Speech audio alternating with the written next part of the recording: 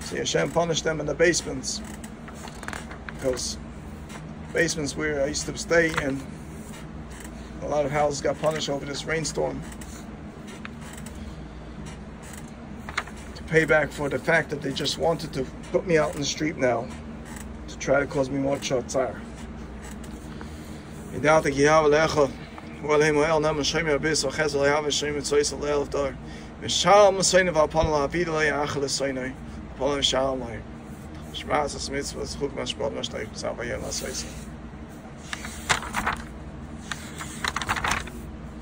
Very important thing. Hashem takes care. People think they can test Hashem's power. It's unbelievable. Hashem is unjudgeable power. He's a mighty power of the world. To make people get punished in different ways for different things what they done. But if you shave the dam naki, Hashem pays you back quickly can fly. Just like those people in the offices that tried to attack me and make me disturb me in my sleep when I take a nap in the afternoon, Hashem caused them problems right away in their family. Right away. Sisi al pi adava asher yagid lachem min hamakom hahu asher yevcha yahav v'shmat l'chas kol hashirucha al pi atayir hashirucha al mishpat she'em l'chot hasef v'sasum adov sh'kol yom l'zman sh'int ben yom l'zman also. Ne'imatzim chamav v'no'ivita v'oish kaisim. Now we bring down Machashev also. Not only Machashev, but Machashev also. Which is brought down from Masechet Krisis. That a person gets Karis for Kishiv. And gets Malchus as well. In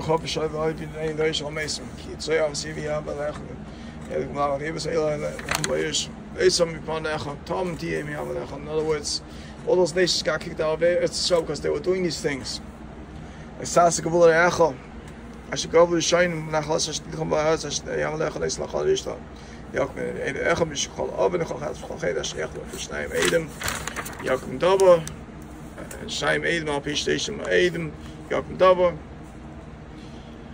Now Hashem is going to come down for a year Navi to be made Edis on these people that are boil on Yom Kippur and doing all these Averis. Now you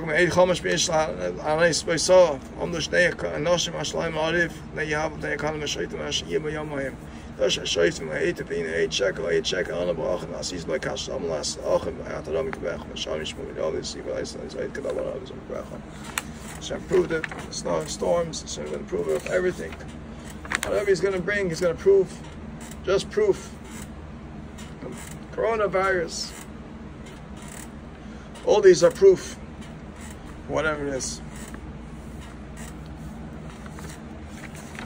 Like it says, like how can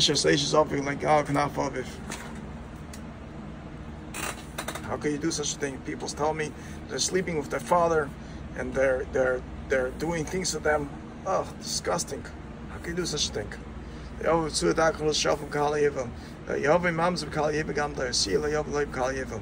happens when a mamza comes into your nation.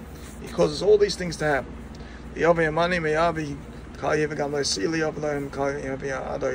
This also happens when you bring these nations into your cloud. They make you do these things. In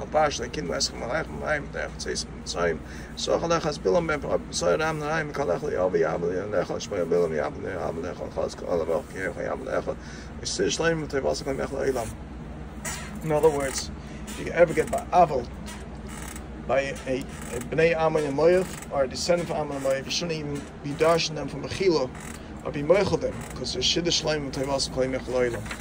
That's what the Torah says. And we have tears of Miriam, which is in this week's Parsha.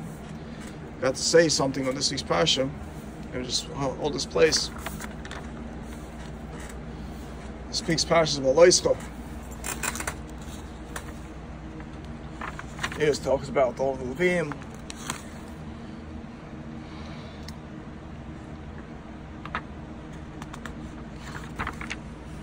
All the Kedusha that they bring the Levim to.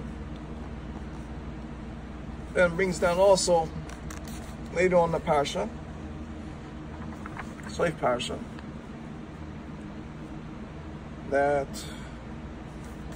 he complained about the meat, didn't have enough meat, and enjoy the taivas. Hashem gave him enough taivas to enjoy, and made him sick from the taivas. It says here, Shatu Am, Laktu B'Tachanu, Shaktu Am, the Zohar Kodesh brings down that they even went, they stuffed themselves from day to night. They were so busy trying to stuff their face up, that's how busy they were for their panasa as well.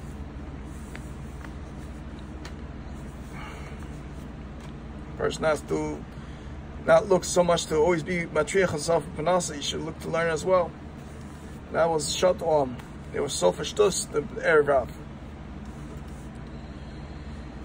And then Hashem asked Moshe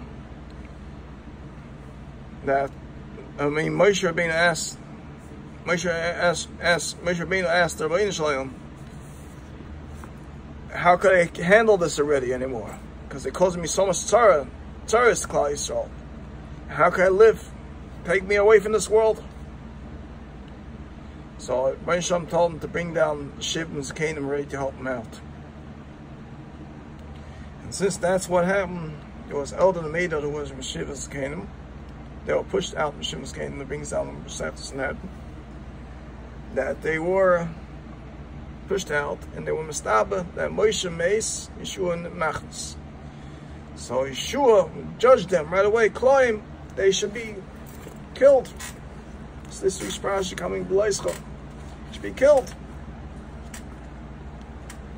for me mistaba. So Moshe answered, "Cannot leave Moshe was such an honor." Say, "You care if I'm not the only a navi? There's more naviim in Klal Yisrael." Moshe didn't care. But since Yeshua said Kloim, the Gemara brings down one of the reasons why Yeshua wasn't zeicha to a ben, he only had daughters, was because he tried to kill people when they're already 1 year old. He tried to be Mechayed Misa when they didn't have a chance to have children yet, and tried to cause them not to have children. So he was nidden that he shouldn't have any boys.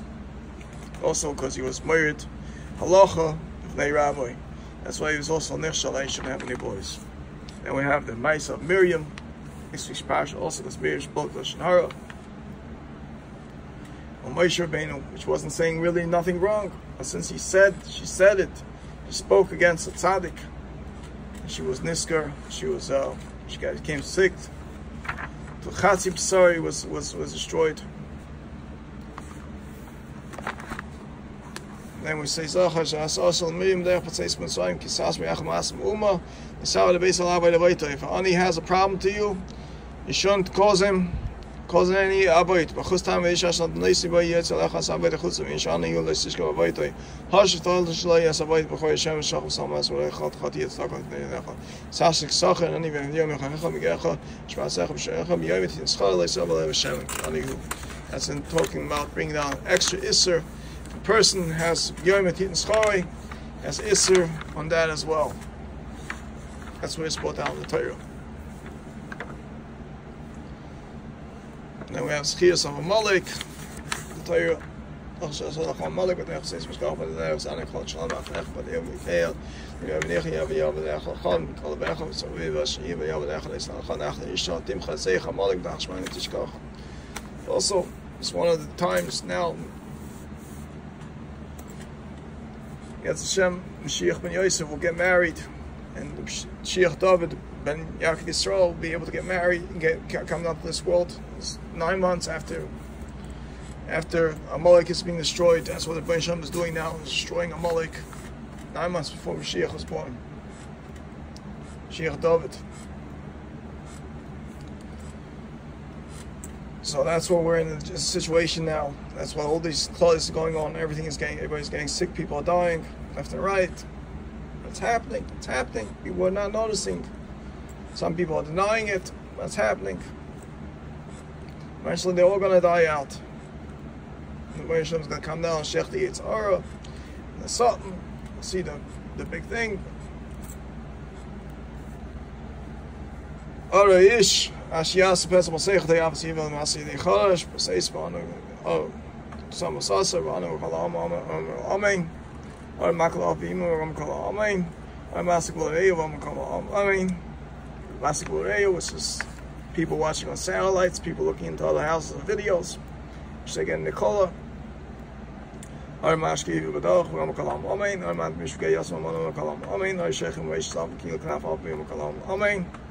It's another Isser of Averayas. That's people Sheikh Mahima. We had called Sheikh Mahima Moisimas before Sheikh of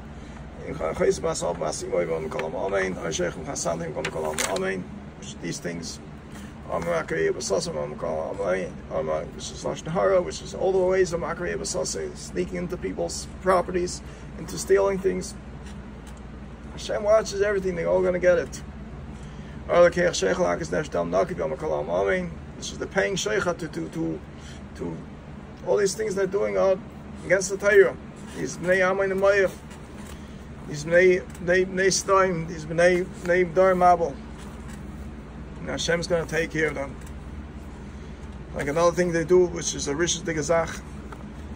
These Rishonim, they check people out and they take the zera and they mix it while the people boil each other to cause nus, cause bilas nus, which is a terrible thing they do. These people, Rishonim, whatever it is, that is disgusting. It's disgusting. These crazy people, what they do, they have these crazy mishigasim in their family.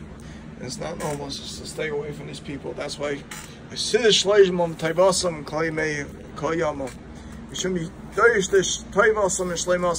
listening to them, because they have their main koyach is koyach dibur. These bnei Aman and Moav. The main koyach is koyach dibur, and for koyach dibur they try to convince the world to go their way. We should be let's go on lesson Chafetz Chaim. Lesson in truth, daily studies, honesty, and fundamentals of Jewish faith. Trust in Hashem. Chapter 2, 70. It is virtually certain that the lies which many businessmen employ are not even necessary to accomplish their goals.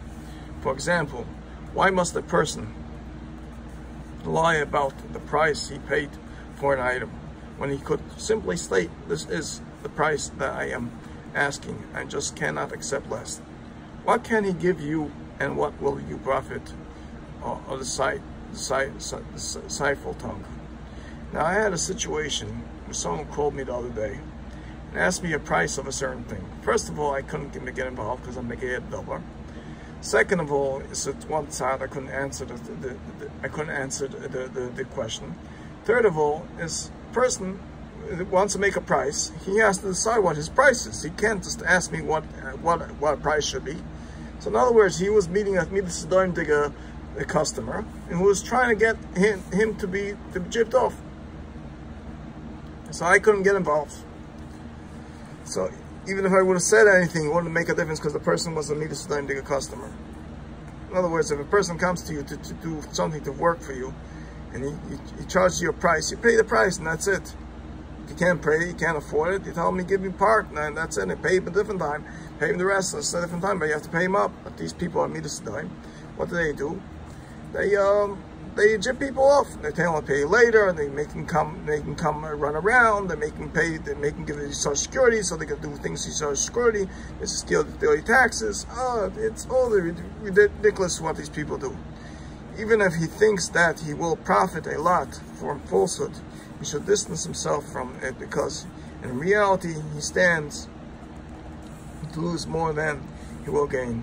He who trusts in Hashem and conducts his business dealing honestly will be surrounded by kindness. The blessing of Hashem will enrich him, and surely he will not lack for sustenance, for his bread will be earned honestly with peace of mind and dignity. In other words, a person that earns his bread honestly through honest business, honest person is more satisfied than a person that does it through thievery. A person that does it through thievery is never satisfied. He's always stealing and stealing more and more, stealing from more people. Among its many works, the Chazon Ish, Ram Yishai Karelitz, authored a slim, wondrous volume entitled Emunah Uvitachon, faith and trust, and its rights.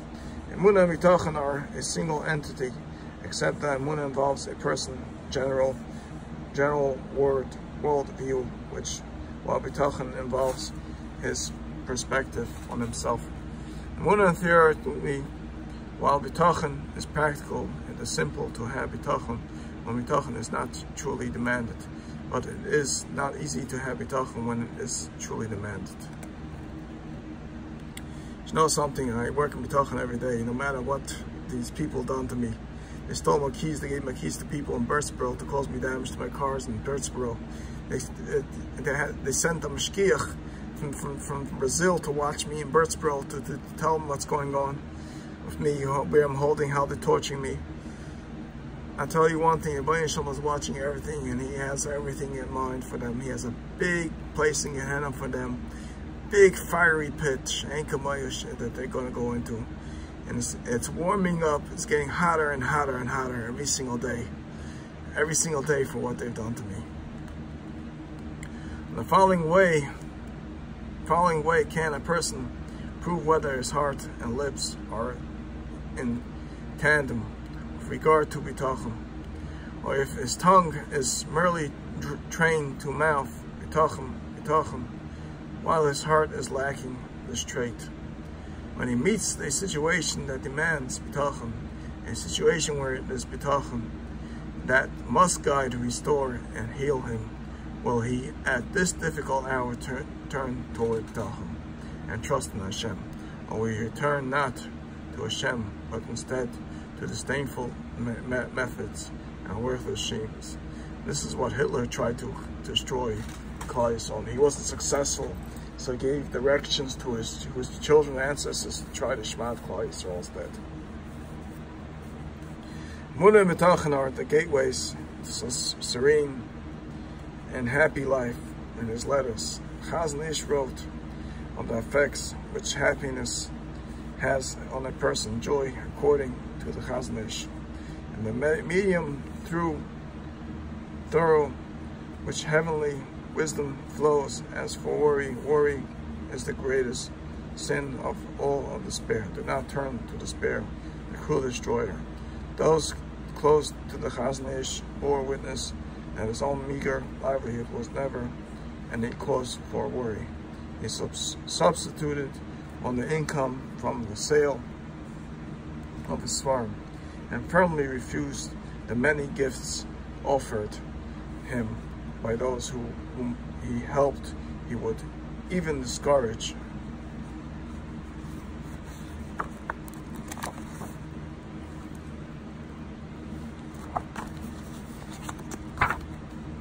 individuals from purchasing his farm if he felt that they would not make use of the Sefer. I want buyers who are B'nai Torah, not benefactors. So in other words, lately I'm giving a mitzvah presents to people. Some people are not even using them. Some people are just letting them sit on the shelf, and they're doing others. They're so happy they got a present for me, Chaim for me. They didn't even look at it to work on their family. And I see how their family rots away later and later. We seek roundabout ways to support me. This is not a proper way. His brother-in-law, the Stipler going, Dr. Yisrael Kanevsky, also displayed a powerful trust in Hashem. Stipler would allow certain individuals of means to contribute funds towards the publication. On his many svarim, once he was short a certain sum of money, which was needed to publish the next volume of Kilis Yaakov. A family member wanted to contribute the sum, but he knew that the Stipler would never accept it from him, for he really could not afford it. The person gave the money to the second party, who presented it to the Stipler as a gift from someone who wishes to remain anonymous. Stipler refused the money, saying, "I do not accept money unless I know its source." No sooner had he said these words than the regular contributor towards his farm entered the house, and without being asked, handed the Stipler the exact sum which was needed. The Stipler turned to the person who had attempted to present the an anonymous contribution and said, do you see? When something is needed, Hashem provides. When a person needs to sustain, Hashem's provided no matter what. A person just has to have right or betochen, no matter what happens. Like it's brought down, he who trusts in Hashem will surround by his kindness. Hashem will eventually give him what he needs.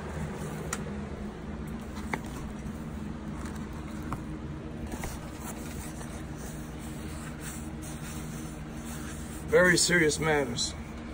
Chaim face negative comments. Better that one throw himself in a fiery furnace rather than embarrass someone else in public. To embarrass someone else is a most serious sin. In fact, places in the opinion that a Jew is obligated to sacrifice his life to a Kiddush Hashem rather than embarrass another Jew in public.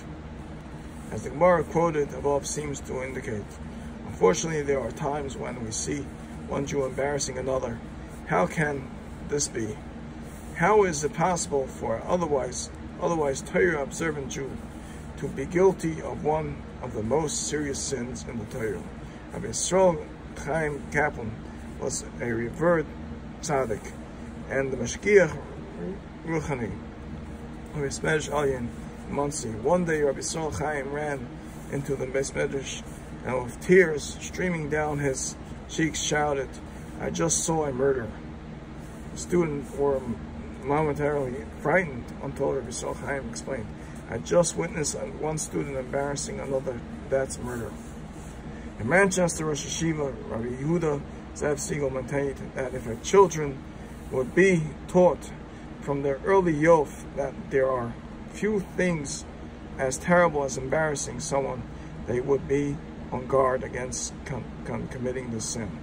If Reuven speaks Lashon Hara about Shimon in Shimon's presence, and this causes Shimon embarrassment, and Reuven has also transgressed the sin of Yisisa Lav Chet, and did not bear a sin because of him, from which we learn that it is forbidden to embarrass someone even when correcting him for the wrong that he has done.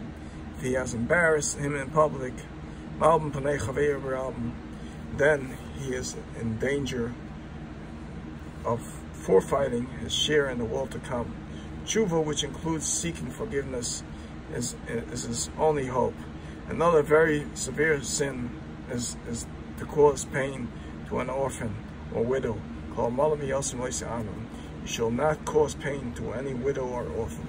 This pasuk is followed by a frightening warning concerning those who are guilty of the sin of this sin.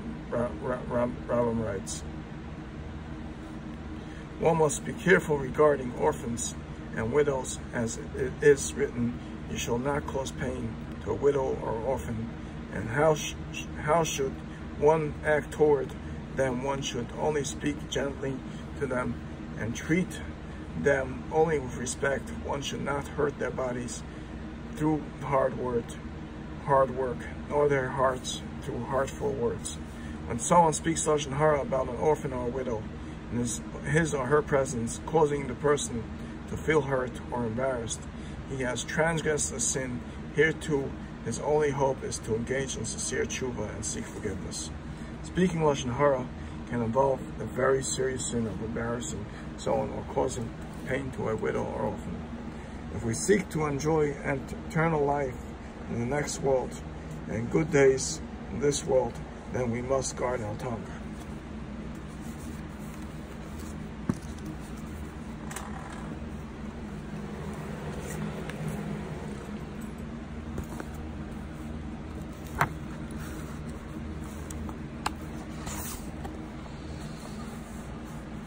This is going on the book of Positive Word of Power, which is the girls' book.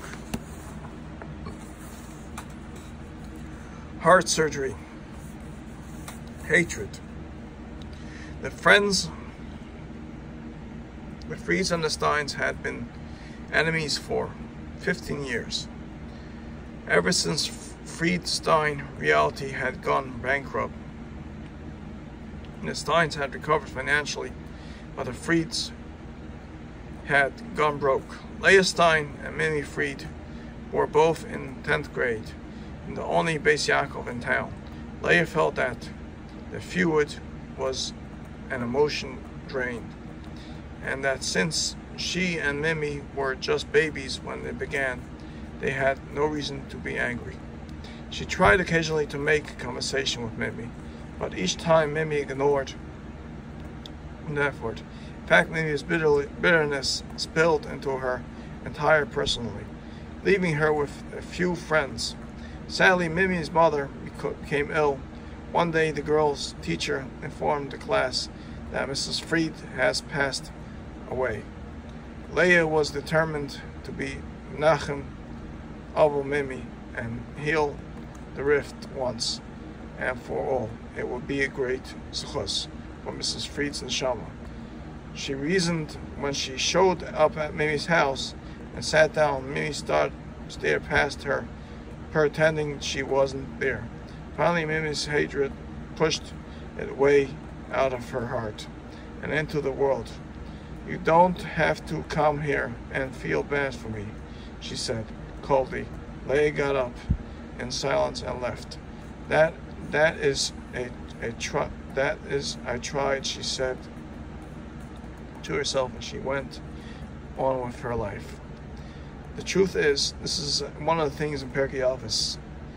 When your mace is motul lefanav, you shouldn't go be menachem aval. You shouldn't be doing that. You should try to make friendships a different way. It's not the right way to do it. A person should send gifts, like the Chaim says in his books.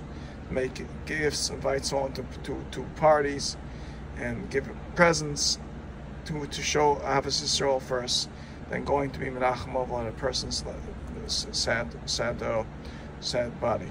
This is not the way to do it. Mimi, on the other hand, carried her hatred with her everywhere, gradually destroying the sources of love and friendship and that could have filled her life.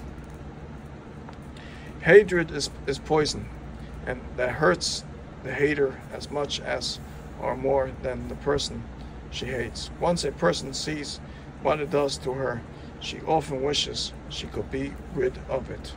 Fortunately, there are ways to remove the hatred from our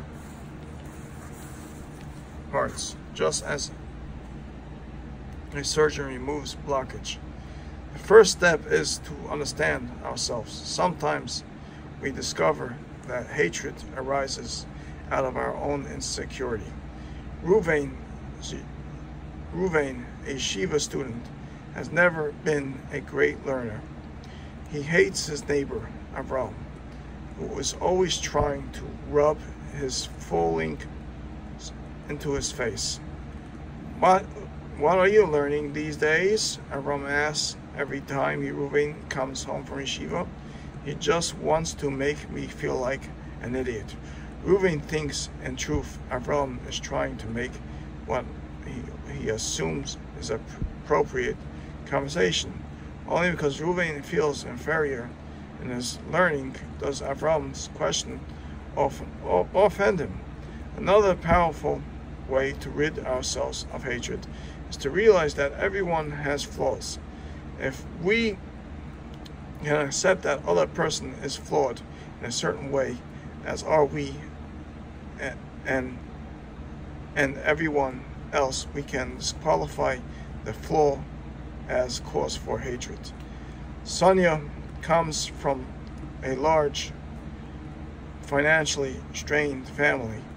She babysits whenever she can and pays for all her own clothing and entertainment. Shana's family lives in a large, comfortable house. Her mother has full-time household help and plenty of time for Shani. It seems they are always out shopping. When Shani tells Sonia about one of her new purchases or her exciting summer plans or some other detail of her rich girl life, Shani feels tremendous resentment. In fact, Shani is a sweet and friendly but self-centered person. She has a